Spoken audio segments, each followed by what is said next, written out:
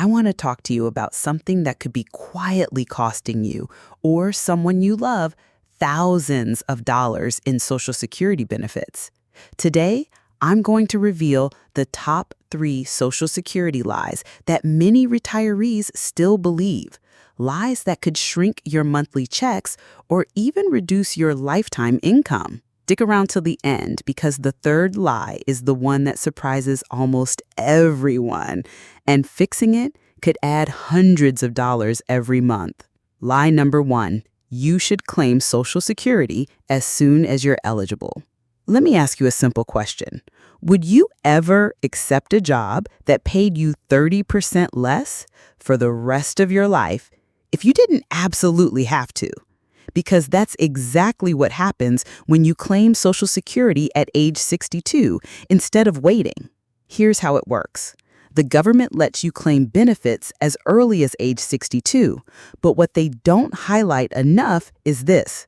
For every year you claim early, your check gets smaller, permanently smaller. By the time you reach your full retirement age, usually around 66 or 67, you could be missing out on 25 to 30% of your monthly income. That's not just a one-time hit. That's every check, every month for decades. Let's break it down. If your full benefit is $1,800 a month, but you claim early, you might only get $1,300. That's a loss of $500 every single month. In 10 years, you've lost over $60,000. And here's the kicker. Once you lock that in, there's no going back. I get it. When bills are piling up or the job gets tiring, it's tempting to take the money now. But if you can wait, even just a few years, the payoff can be life-changing. For many retirees, waiting until 70 means receiving up to 76% more each month compared to claiming at 62. If you're thinking about when to claim, don't just ask, can I? Ask, should I? The wrong choice can quietly cost you tens of thousands of dollars over your retirement. And that's why this so-called benefit at 62, for many, it's actually a trap. Line number 2, your spouse can't get benefits after you pass. This one breaks my heart because too many widowers and widowers are already grieving the loss of their partner. And then they're told, either by mistake or misinformation, that they won't get a dime from their spouse's Social Security. That's just not true. Social Security offers something called survivor benefits. And if your spouse qualified for benefits, even if they passed before claiming them, you may be entitled to monthly checks based on their work history. In some cases, you could receive up to 100% of their benefit amount. But here's the catch. You have to know when and how to apply. I recently heard from a woman named Carol. She lost her husband at 68. He had worked for 40 years, but no one told her she was eligible for his Social Security. For 2 whole years, she lived off just her small benefit, cutting out vacations, canceling her cable, even skipping doctor visits. When she finally found out, she had already missed out on nearly $30,000 in unclaimed benefits. Don't let that happen to you. If your spouse passed and they qualified for Social Security, you can still receive survivor benefits, even if you're divorced in some cases. Survivor benefit checklist: spouse passed away, you're 60 or older or 50 plus if disabled, you were married at least 9 months, or you're a divorced spouse and the marriage lasted at least 10 years. It's worth checking. You don't have to do this alone. Contact the Social Security office and ask specifically about survivor benefits. They won't offer it unless you bring it up. If this surprised you, or if you know someone who lost their spouse, share this video with them. It might just change their life. If this is helping you so far, go ahead and tap the like button so more seniors can see this, especially those who might be missing out without knowing it. And if you want more tips like this to protect your money, your health, and your independence, then hit subscribe to Nitro Wellness. We break down complicated topics for seniors who deserve simple, clear answers.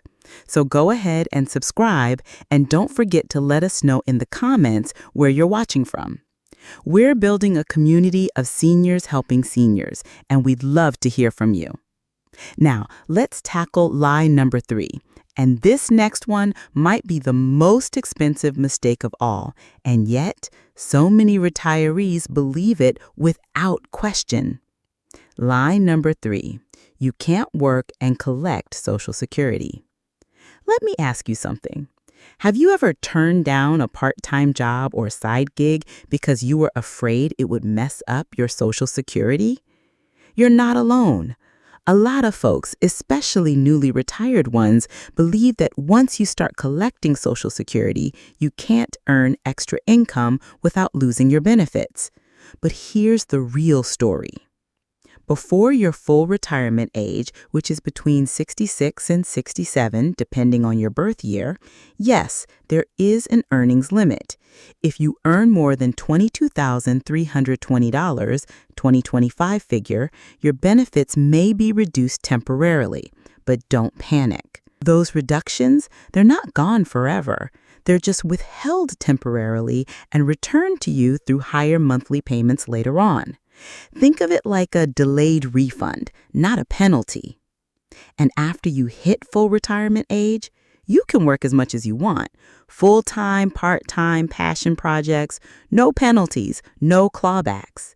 In fact, your Social Security payments could increase if your recent earnings replace lower earning years in your record. This is especially important for folks who maybe didn't earn much in their earlier years. A few more working years in your late 60s or early 70s, even part-time, could bump up your lifetime payout. Take Ellen, a retired school librarian I spoke with recently. She started substitute teaching again 2 days a week. She was worried she'd lose her benefits, but instead, she kept her Social Security and raised her average earnings. Now, her monthly checks are a bit higher, and she feels more independent and active. So don't let that outdated myth hold you back. If you want to work or need a little extra cushion each month, know this: Social Security won't punish you for staying active, especially once you hit full retirement age. Have you ever considered going back to work after retirement? Or are you unsure if it's worth the risk? Drop your thoughts in the comments. Let's learn from each other. If you've heard any of these before, don't worry, you're not alone. But now that you know, you can take action to protect your income. For personalized advice, consider talking to a Social Security expert or financial planner. And if you found this helpful, hit the like button and subscribe. I'll be sharing more tips to help you make the most of your retirement income. Remember, the government's rules are complex, but the wrong moves can cost you dearly. Stay informed and don't let these myths steal your hard-earned money.